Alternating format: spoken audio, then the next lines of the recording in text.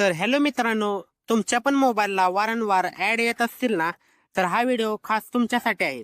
अशा प्रकारच्या ऍड जर तुमच्या मोबाईलला वारंवार येत असतील तर त्याचं सोल्युशन काय आहे ते हे व्हिडिओमध्ये दाखवणार आहे. तर प्रथम आपण मोबाईलची सेटिंग मध्ये यायचं आहे. मोबाईलची सेटिंग बघा तुमच्या मोबाईलमध्ये कुठं आहे. प्रथम आपली सेटिंग ओपन केल्यानंतर आपल्याला खाली ऍप्स मध्ये जायचं आहे.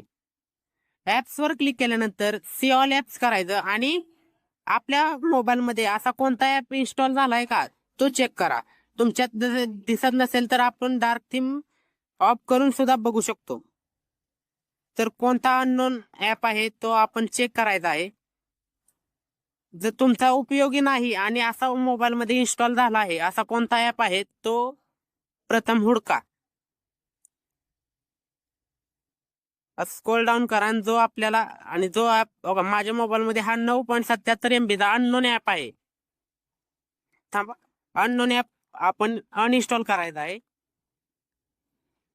अनइन्स्टॉल केल्यानंतर आपल्या मोबाईलवर येणारे ऍड 100% बंद होतील. जर व्हिडिओ आवडला असेल तर लाईक करा आणि आपल्या पेजला सबस्क्राईब करा.